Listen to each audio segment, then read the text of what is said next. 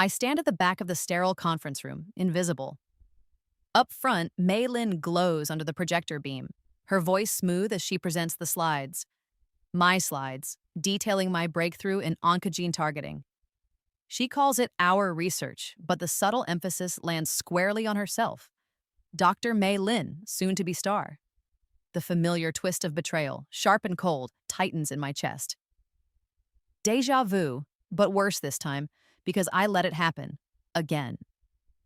A memory flashes, vivid and terrifying. The harsh fluorescent lights of the lab. May's face contorted in panic and greed, her hands shoving me hard. The sickening crack as my head hit the concrete floor, the spreading warmth beneath me, the darkness closing in as she snatched my final data logs. She stole my work, my life. My phone vibrates silently in my pocket. An email notification. Sender, the Nobel Committee, Stockholm. Address to Dr. Evelyn Reed. Only my name. I don't need to open it. I know what it contains. The culmination of a plan set in motion the moment I gasped awake in my university dorm bed 3 years ago. Impossibly alive, impossibly back. I silence the phone, slipping it away. Excellent work, Dr. Lin. Professor Hammond beams from the panel. Truly groundbreaking. Any questions? A beat of silence.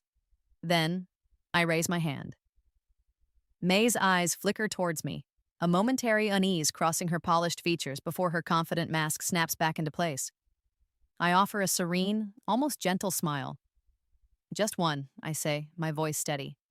The first domino is about to fall. I remember the day we met, orientation week. May, adrift and seemingly overwhelmed, latched onto me. Her smile was warm, her initial shyness endearing. You're so brilliant, Evie, she'd said, eyes wide with admiration as I helped her with a tricky first-year assignment. I wish I had a brain like yours. Looking back, the calculation was there from the start, hidden beneath layers of manufactured sweetness.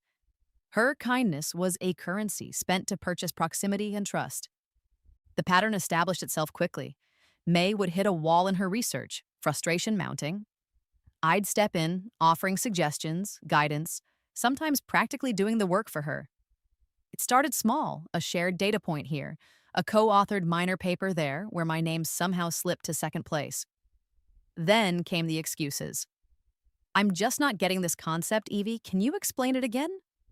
Or could you look over my analysis? My results seem off. Gradually, my results became our results, and soon, just my results when she presented them to others. We should be roommates, Evie, she'd exclaimed one afternoon, bubbling with enthusiasm. Imagine how much we could get done collaborating so closely. I agreed, flattered by her supposed desire for synergy. In reality, it granted her unfettered access. Shared living space meant shared everything. Late-night brainstorming sessions where my ideas flowed freely. Notebooks left open on desks. Computer files easily accessible when I stepped out for coffee. The confrontation in my first life, it replays in my mind like a nightmare reel. I'd finally found irrefutable proof she'd manipulated data sets, plagiarized entire sections of my unpublished thesis. I'm going to Hammond, May. I'm exposing you, I'd whispered, trembling with rage and hurt in the deserted late-night lab. Her eyes, usually soft, turned hard as chips of ice. Fear flickered, then resolve. That's when she shoved me. That's when everything went black. Now, sitting across from me in our usual campus cafe, May pushes a contract across the table. Steam from our mugs curls between us like smoke signals. I was thinking, she begins, her voice practiced casualness, about that new gene editing technique you mentioned. Maybe we could collaborate? Officially this time. Her fingers tremble almost imperceptibly as she taps the signature line. The same calculated charm, the same underlying hunger. I pick up the contract, scanning the clauses that heavily favor her intellectual property rights. Interesting proposal, May, I murmur, meeting her gaze. Let me think about it. Her relief is palpable, but I see the flicker of suspicion too. She doesn't trust this easy compliance. She shouldn't.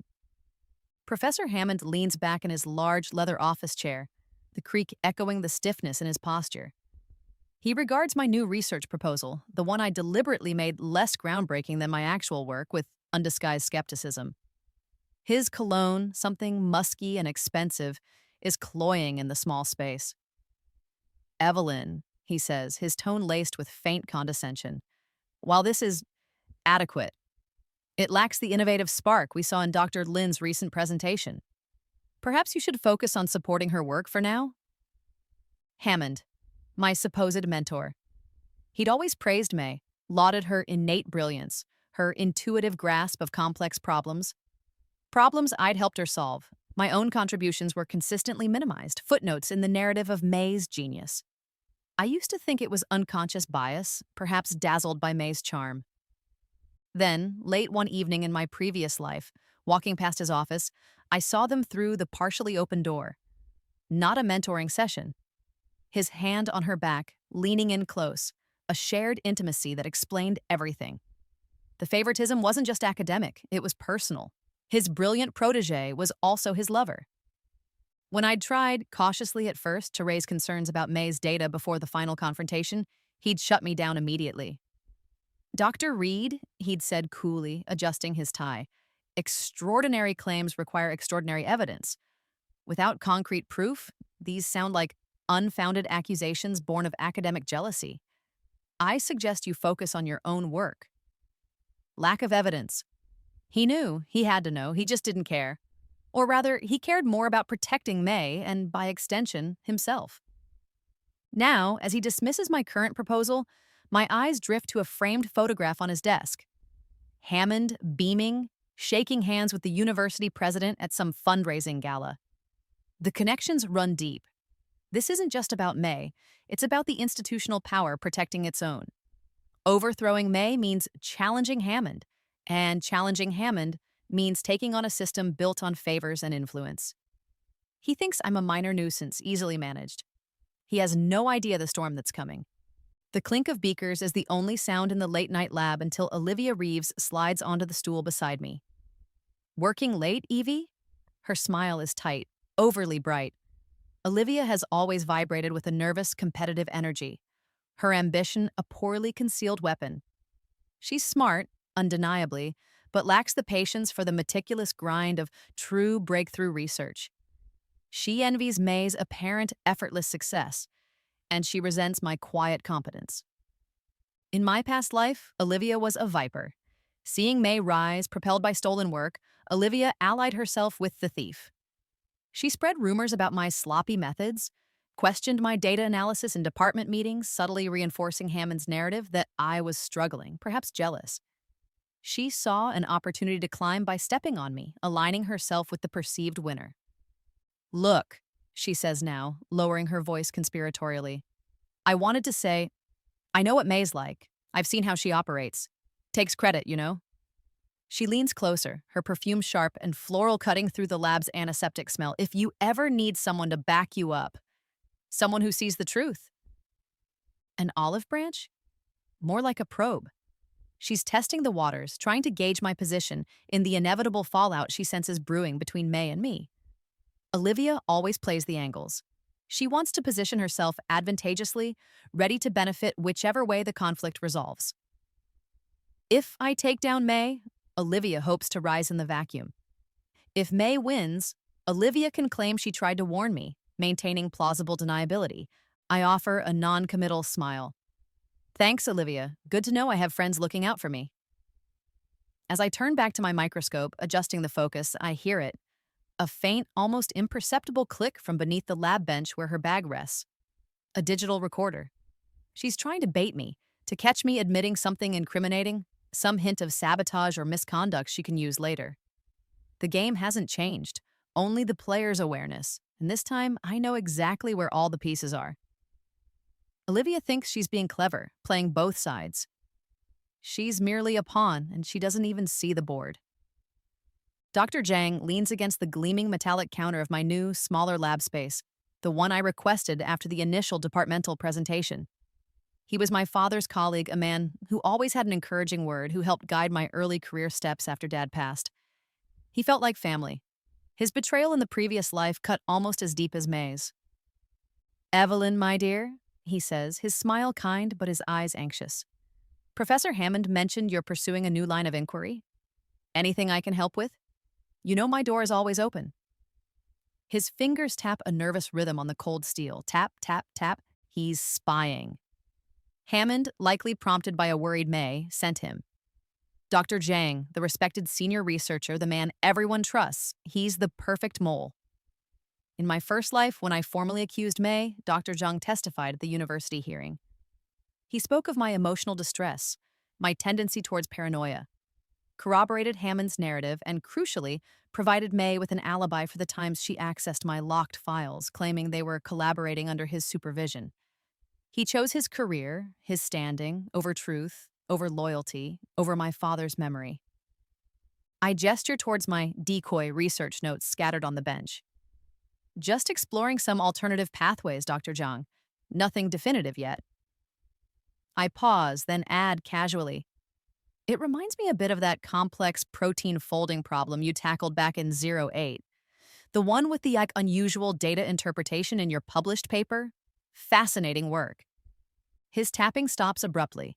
His face pales almost imperceptibly.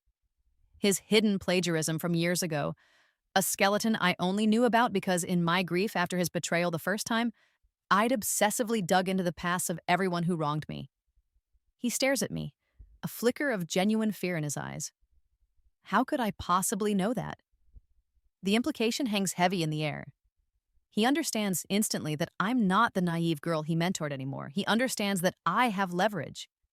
His role as a reluctant spy just became infinitely more complicated. He came here to gather information for Hammond and May. Now he realizes I might have information on him. The predator becomes the prey. It starts subtly, as it always does with May. A casual question about a specific cellular interaction I'd mentioned weeks ago. A borrowed reagent that happens to be crucial for the next stage of my real cancer treatment protocol. Then, the escalation. I come into the lab one morning, the air still and cold. The lock on my personal research drawer, the one containing the core data from my novel immunotherapy approach, looks untouched, but I know. The faint, almost invisible scratch near the keyhole wasn't there yesterday. Inside, the file folder feels lighter. Key printouts detailing the specific activation sequence gone. Only May knew the significance of those pages. Only May had the skill and the motive to bypass the lock without obvious force. She has taken the heart of my breakthrough. Days later, a mandatory department progress meeting. Professor Hammond presides, beaming. May stands at the podium, radiant, presenting our exciting new collaborative direction.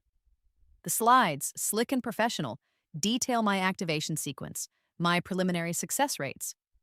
She weaves a narrative of shared discovery, of late-night brainstorming sessions, conveniently omitting that I did all the talking, painting herself as the driving force. Hammond hangs on her every word, his pride sickeningly apparent. Truly remarkable, Dr. Lin, he booms when she finishes. This is the kind of visionary work that puts this department on the map. He glances briefly at me, a dismissive nod. Excellent supporting work too, Dr. Reed. Supporting work. The words are ash in my mouth. I force a smile, feeling the metallic tang of blood as I bite the inside of my cheek. Round 1 to May, just as planned. The department throws a small celebration for May's potential breakthrough. Champagne flows, cheap and overly sweet. I raise a glass, the bubbles mirroring the fury simmering beneath my calm exterior. Congratulations, May, I say, my voice perfectly even. It's incredible progress. She beams, accepting the praise as her due, squeezing my arm in a gesture of false camaraderie. We did it, Evie, she whispers, leaning close. We? In the following weeks, I make a show of withdrawing. I politely decline invitations to join May's newly expanded project team. I let slip in the break room that I'm reevaluating my research focus, hinting that May's success has made my previous work feel redundant. I start spending more time on a side project, something deliberately less ambitious, related to drug delivery mechanisms. Important, but not headline-grabbing. May watches me, relief warring with suspicion in her eyes. She needs me to be defeated, but my quiet acceptance feels off. I maintain the facade meticulously. Shared lunches continue, though our conversations become more superficial. I still offer polite smiles in the hallways. To the outside observer, I am the gracious loser, the supportive friend slightly overshadowed by her brilliant roommate. But behind the closed door of my room, late at night, the real work continues. Every interaction logged, every overheard conversation noted, every discrepancy in May's supposed timeline documented with timestamps and digital records. I hoard evidence like a dragon guards gold while appearing to have completely given up the fight. Let her think she's won this round.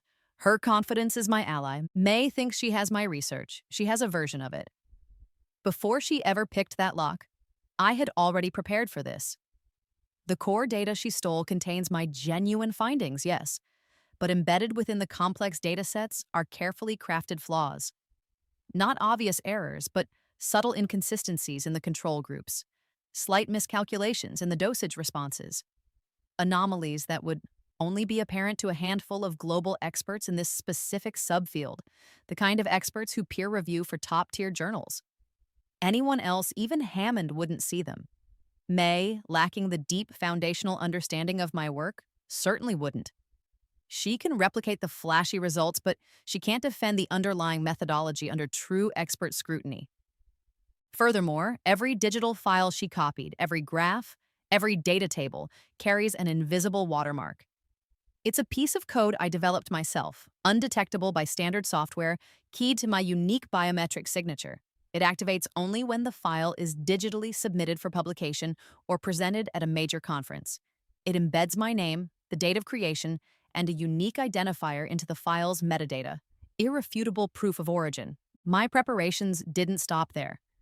I arrange a casual coffee with Dr. Alastair Finch, an old university friend who now sits on the editorial board of Nature Medicine. Over croissants, I don't accuse May directly.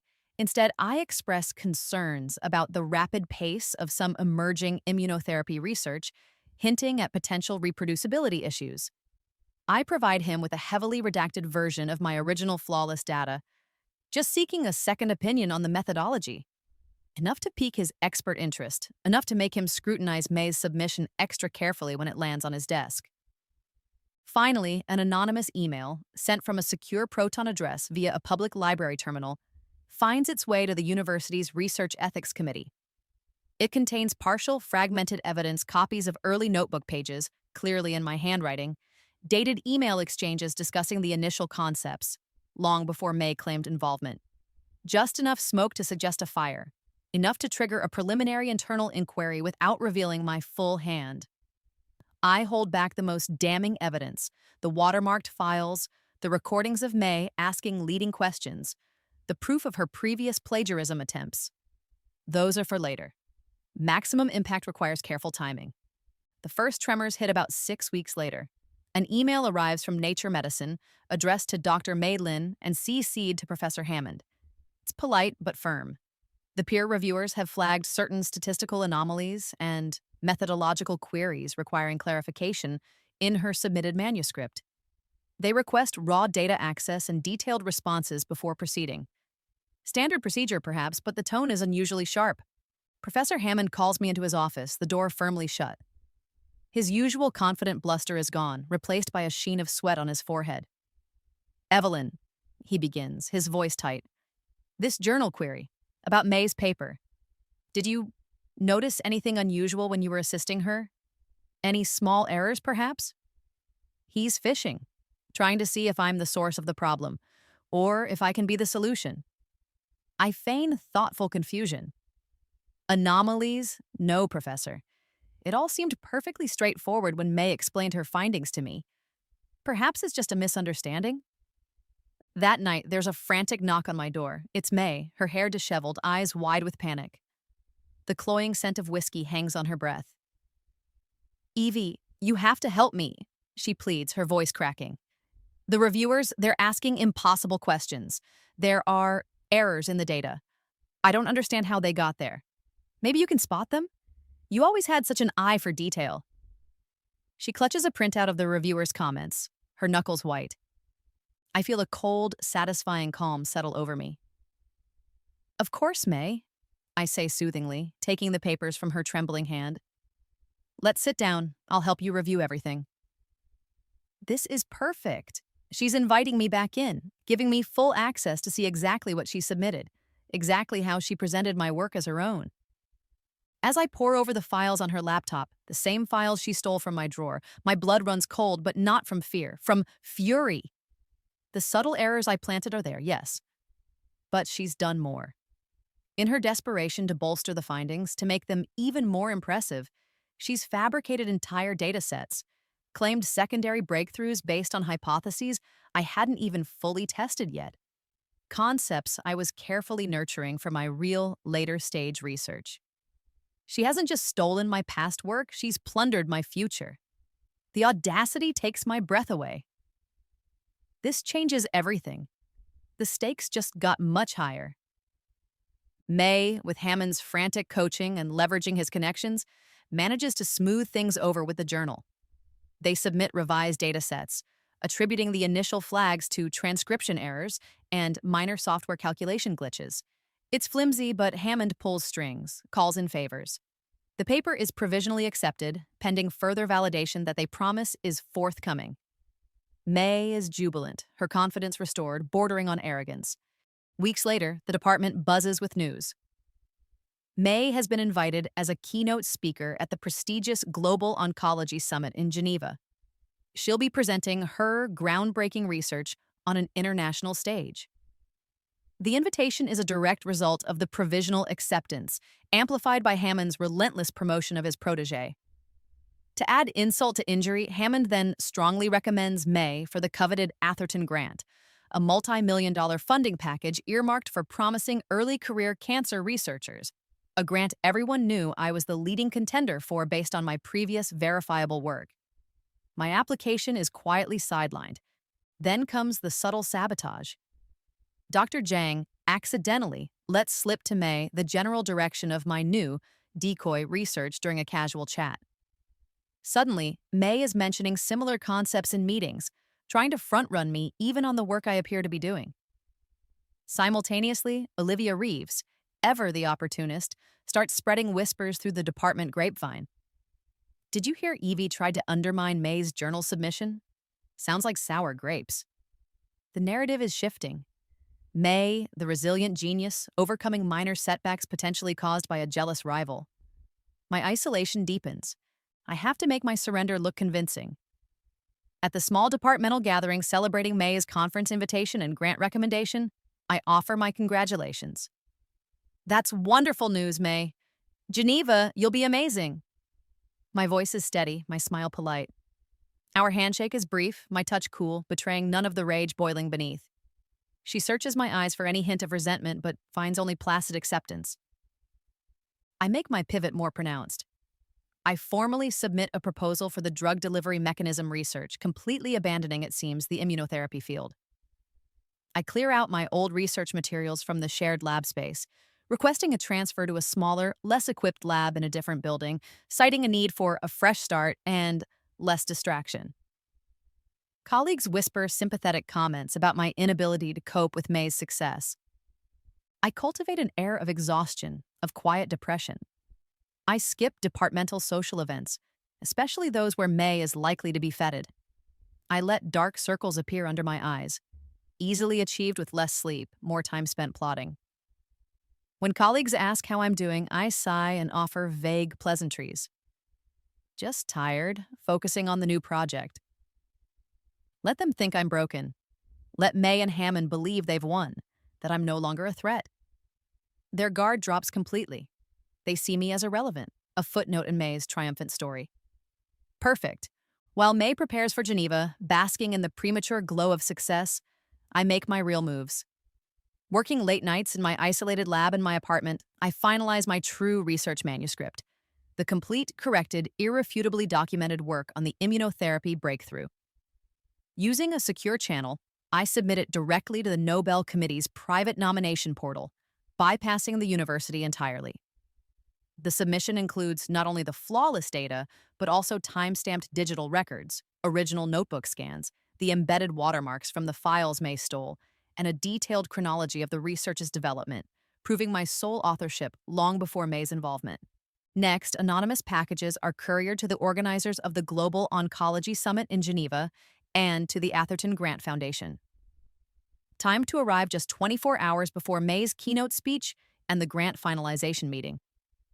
These packages contain carefully selected evidence, copies of May's original flawed journal submission, contrasted with excerpts of my demonstrably earlier correct data, evidence of the data fabrication I discovered, anonymous but verifiable testimony from a fictional, disgruntled former lab assistant hinting at Hammond's undue influence and May's questionable practices. Enough to raise serious red flags, enough to halt proceedings pending investigation. Simultaneously, I orchestrate a chance encounter. I arrange for Dr. Zhang to attend a small niche symposium where I know Dr. Evelyn Carmichael, a highly respected emeritus professor who personally mentored Dr. Zhang's PhD advisor, will be present. Dr. Carmichael is one of the few people aware of the unusual data interpretation in Zhang's old paper. A casual mention from me to Dr. Carmichael about Zhang's fascinating early work ensures the topic will come up, putting Zhang in an incredibly awkward position, reminding him of his vulnerability. I then visit the university archives, requesting access to deposit supplementary materials for my old research projects.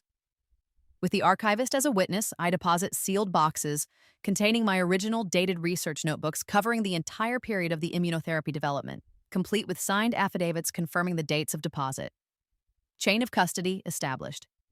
Finally, I leak selected documents. May's earliest, most plagiarized drafts showing direct lifting from my preliminary notes, internal emails where Hammond dismisses early concerns about May's data, to a trusted investigative journalist I cultivated a connection with months ago, someone known for breaking academic scandals. The story is embargoed, ready to drop the moment the Geneva situation unfolds. Every piece is in position. The fallout is immediate and spectacular. News filters back from Geneva. Halfway through her keynote, May faltered, visibly paling as conference officials approached the stage, whispering urgently to her and the moderator. Her presentation was abruptly cut short due to unforeseen technical difficulties, but the auditorium buzzed with speculation. The Atherton Grant decision is officially postponed pending clarification of research data. My phone rings. It's Hammond, his voice frantic, bordering on hysterical. Evelyn, what is going on? These accusations. This is absurd. You have to help clear May's name. Tell them it's a misunderstanding, some kind of mistake. I calmly reply that I'm baffled, that I've been focused entirely on my new project, and perhaps May should address the specific concerns herself. His sputtering rage is music to my ears. The university president, alerted by the Grant Foundation and the conference organizers, can no longer ignore the situation. A formal, high-level investigation into research misconduct is launched, encompassing May, Hammond, and the entire project. Subpoenas for lab notes and data are issued. Panic begins to ripple through the department. A few days later, Dr. Zhang appears at my lab door again. This time, there's no pretense. He looks haggard, defeated. He collapses into the visitor chair, the afternoon sun slanting through the window, casting shadows like prison bars across his face. They're questioning everyone, Evelyn, he whispers, his voice hoarse.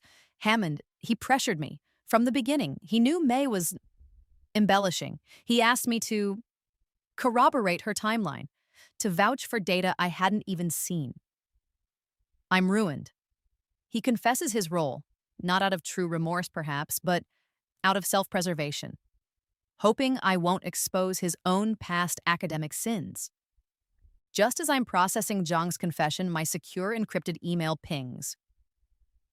A new message from an unknown sender. The subject line, Rebirth. The message is brief. I know what happened to you. I know what you're doing. There are others like us. I can help ensure your plan succeeds fully. Verification protocol attached. My breath catches. Someone else knows? Someone offering help?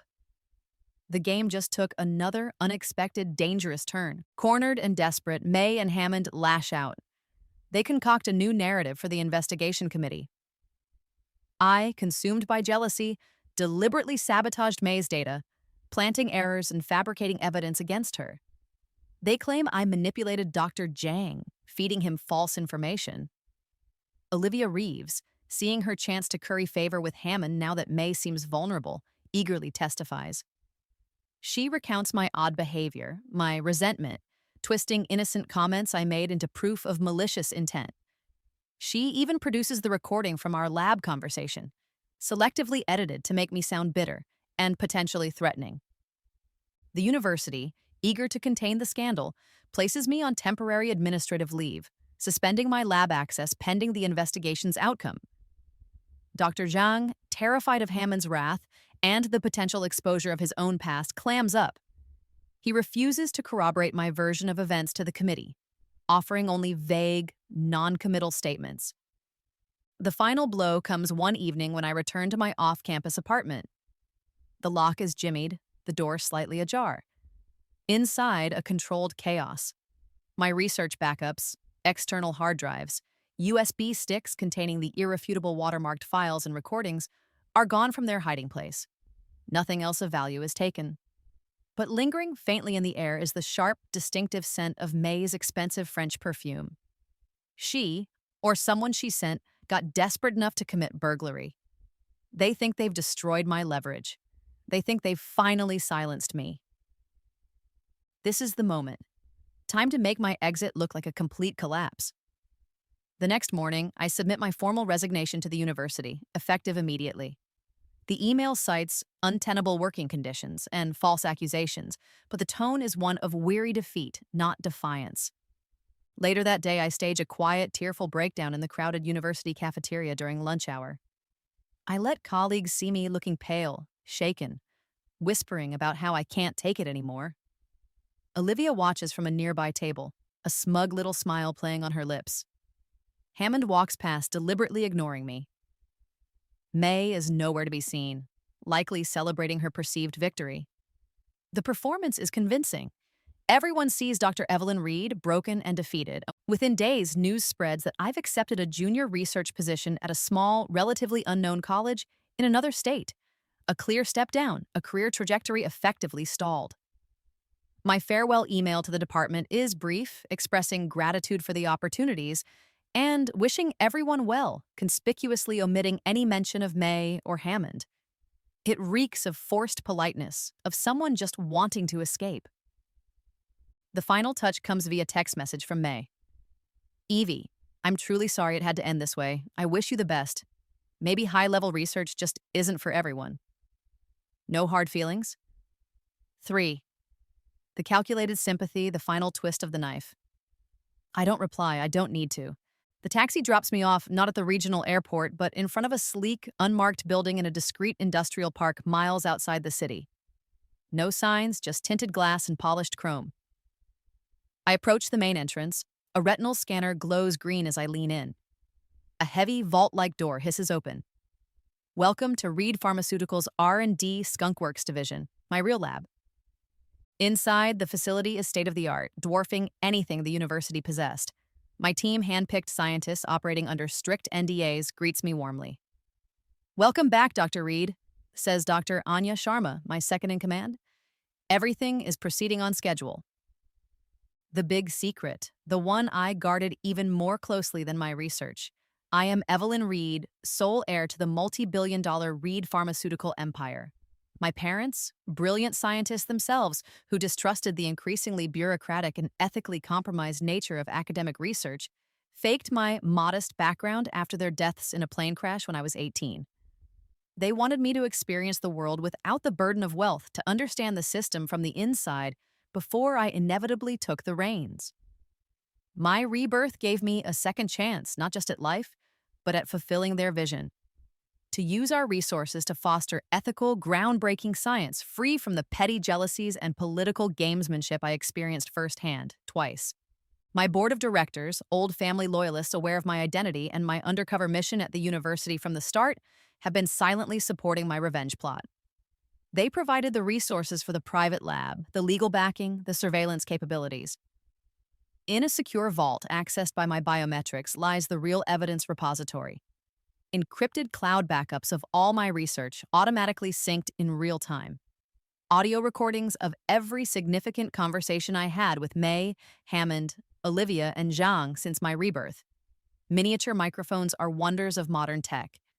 Digital footprints tracking May's access to university servers and my files. Financial records showing Hammond's conflicts of interest. Everything. The stolen hard drives contained only copies, already remotely wiped the moment they left my apartment. And the research May stole, the immunotherapy? Groundbreaking, yes. Nobel worthy? Perhaps. But it was only phase one, a deliberate decoy. My true work, the research I've been conducting here in secret, builds upon that foundation but takes a radical leap forward. A multi-pronged approach targeting cancer stem cells with unprecedented specificity. That was always the real prize. May stole the appetizer. She never even knew about the main course. The first public tremor hits the next morning. The Nobel Committee releases its official shortlist for the prize in physiology or medicine. There is only one name nominated for the revolutionary advancements in targeted immunotherapy, Dr. Evelyn Reed, sole nominee. The press release explicitly mentions the irrefutable, independently verified evidence of her sole authorship and the groundbreaking nature of her ongoing research, subtly referencing work far beyond what May presented. Simultaneously, Reed Pharmaceutical issues a press release. They are acquiring the university's struggling life sciences research division, effective immediately as part of a strategic expansion. The acquisition includes all facilities' ongoing projects and personnel contracts. Professor Hammond receives an automated HR notification. His position as department head is eliminated in the restructuring. His new role, should he choose to accept it, junior project manager reporting directly to the new head of integrated research, Dr. Evelyn Reed. His university email is deactivated, replaced by a Reed Pharma address. Mei Lin receives a thick, embossed envelope via courier. It's a formal invitation to the upcoming Reed Pharmaceutical Gala celebrating scientific innovation, where the guest of honor will be Nobel nominee Dr. Evelyn Reed. The card trembles in her hand as she reads my name, the name she thought she'd crushed, now towering over her future. That evening, preparing for the gala, I sit in my penthouse suite overlooking the city. My security team has delivered a comprehensive dossier on the mysterious encrypted email sender, the potential benefactor. Their digital forensics team traced the source. Complex, military-grade encryption, routed through multiple defunct servers.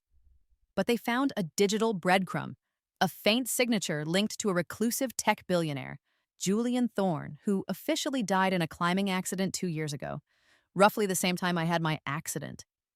Another rebirth? It seems my journey is even stranger than I imagined. The dossier detailing his resources, his potential motives, his possible connection to others like us, sits heavy on the table beside my gown for the evening. The final act is about to begin, but a new mystery has just opened. The Reed Pharmaceutical Gala is everything the university fundraisers aspired to be and more.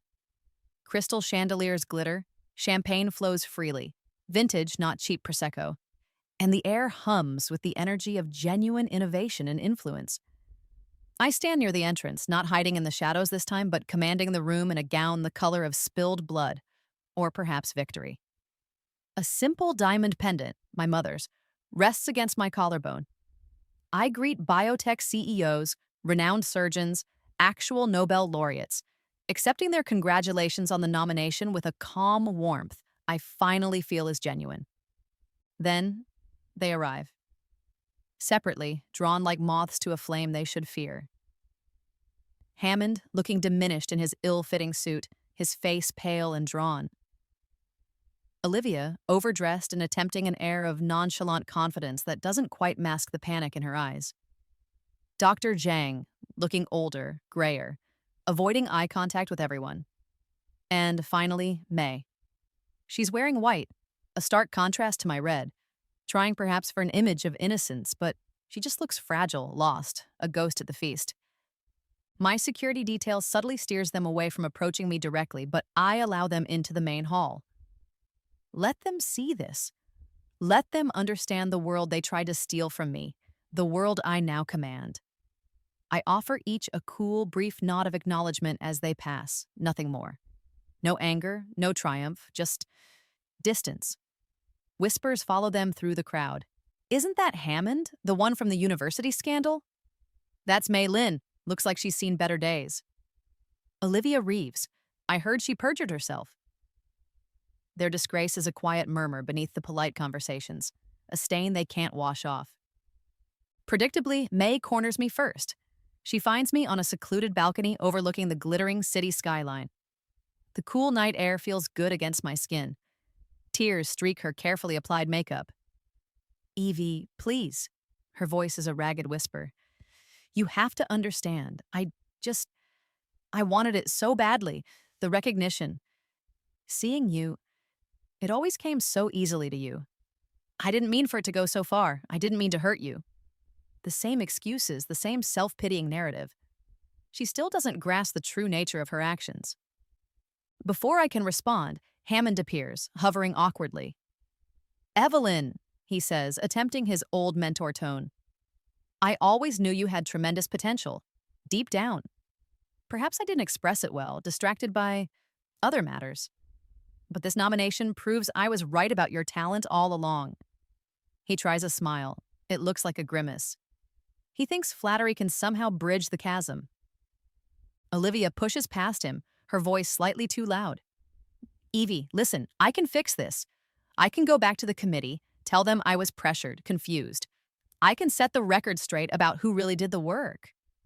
Hammond and May, they manipulated me. Her loyalty shifts with the wind, always seeking the strongest sail. Finally, Dr. Jung approaches, standing apart from the others. He doesn't offer excuses, just looks at me, his eyes filled with a profound, weary sadness. Evelyn, he says quietly, there is nothing I can say to excuse what I did. My cowardice, it dishonored your father's memory, and it dishonored me. I understand if you can never forgive me. I just wanted to say I am truly sorry. His remorse feels genuine, the only one of the four who seems to grasp the moral weight of their collective betrayal. I turn from the railing, facing them. The city lights catch the facets of my pendant. I let the silence stretch for a moment, watching the calculated masks of May, Hammond, and Olivia, the resigned shame on Dr. Zhang's face. Then I speak, my voice quiet but carrying clearly in the night air. May, I begin, my gaze locking with hers. Do you remember October 17th, 3 years ago? Around 11:30 p.m.? In the lab? You were wearing that gray sweater with the small hole near the cuff. You said, "It's not fair, Evie. Why does it always have to be you?" Right before you shoved me towards the main stairwell. Her face blanches, utter shock replacing the pleading tears. How could I know the exact words, the detail of the sweater? Professor Hammond, I continue, turning to him, your justification for dismissing my initial concerns about May's data, back when you cited lack of evidence? The real reason was the weekend trip you took with her to Napa Valley the previous month, charged to a discretionary research fund. Receipts are quite illuminating. Hammond stumbles back a step, his mouth opening and closing silently. Olivia, I say, my voice still calm. Your proof against me? The recording? You conveniently edited out the part where you offered to help me deal with May, if I cut you in on future grant applications. Digital forensics can recover deleted audio, you know. Olivia flinches as if struck. And Dr. Zhang, I finish, my tone softening slightly, but losing none of its steel. Your plagiarism in 08 wasn't just unusual data interpretation. It was the direct lifting of 2 key paragraphs and a methodology figure from Dr. Eris Thorne's unpublished doctoral thesis. You thought no one remembered. His head drops, confirmation enough. I let the implications sink in. You see, I say softly, I remember everything. Not just from the past 3 years. I remember my first life. I remember the betrayals, the lies, the theft. I remember dying on that cold lab floor, and I remember waking up back in my dorm room with a second chance. Their faces morph from shock to dawning horror. May whispers, "No, impossible." Hammond looks like he might faint. Olivia stares aghast. Dr. Zhang simply closes his eyes. They finally understand. This wasn't just clever planning. This was something else entirely. They weren't playing chess against a rival. They were caught in the web of someone playing a different game, a game across lifetimes. My family's resources, I add, gesturing vaguely towards the glittering party inside. merely provided the means. My memory provided the motivation. You were never 10 steps ahead. You were decades behind. May collapses onto the cold stone of the balcony, her white dress pooling around her like spilled milk, or perhaps a shroud. Forgive me, Evie, please, I'll do anything. Give back the credit, testify, anything. Please forgive me. Her sobs are desperate, animalistic sounds of pure terror. Hammond and Olivia just stare, paralyzed by the revelation, their own pleas dying on their lips. I look down at May, not with hatred, not even with anger anymore, just emptiness. The burning need for revenge that fueled me for 3 years has cooled, leaving behind a strange, quiet clarity. No, May, I say, the word simple, quiet, absolute. It holds no malice, just finality. It's not about forgiveness. I look at each of them in turn, the thief, the corrupt mentor, the opportunistic rival, the weak colleague. What's happening to you isn't revenge, I explain softly. Revenge is about inflicting pain. This is about consequences. Actions have consequences in this life and the next. You made your choices. Now you live with them. I turn my back on them, on their shattered faces and broken futures. May calls my name again, a desperate wail, but I don't look back. Hammond starts to sputter something, but his voice is lost in the distance. I walk back into the warmth and light of the sala, leaving them shivering on the balcony with the ghosts of their deeds. Inside, an aide approaches discreetly, holding out a velvet box.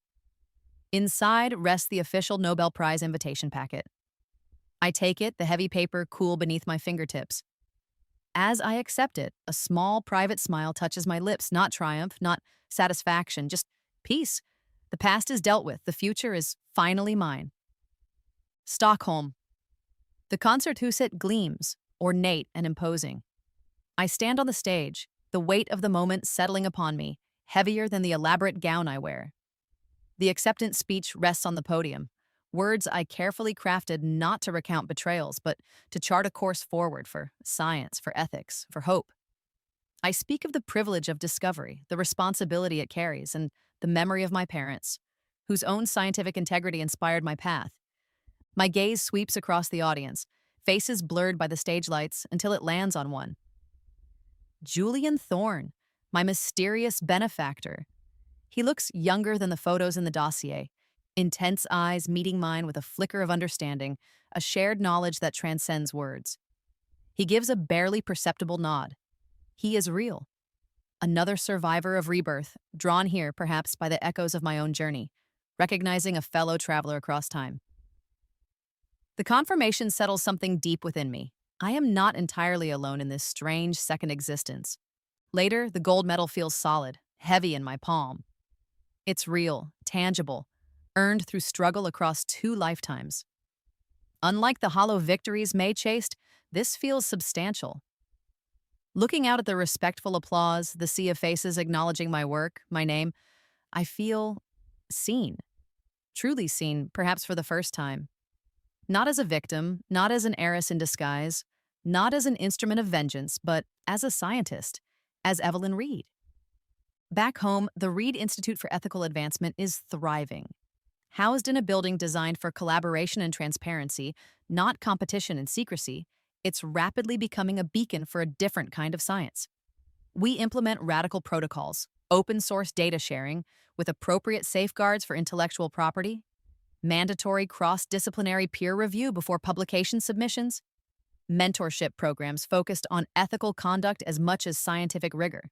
We aim to prevent the kind of theft and corruption I endured. I take particular pride in mentoring young researchers, especially those overlooked or dismissed by the rigid hierarchies of traditional academia. The quiet, brilliant minds often drowned out by louder, more politically adept players. Watching them flourish, unburdened by the toxic pressures I knew, feels like healing a part of my own past. Our primary project, my multi-pronged cancer therapy, is progressing rapidly through trials, showing remarkable efficacy. We've partnered with global health organizations to ensure that when it's approved, it will be accessible, affordable, not just a privilege for the wealthy. Fulfilling the purpose I started with before betrayal derailed my first life. One afternoon, reviewing applications for a junior fellowship, I pause. Mei Lin. Her CV is thin, marked by the retracted publications and the abrupt end to her university career. Her cover letter is a desperate plea referencing our past friendship, highlighting her regret over misunderstandings. I read it through, feeling only a distant pity. Then, without malice, without a second thought, I place it firmly in the digital rejection pile. Some doors must remain closed.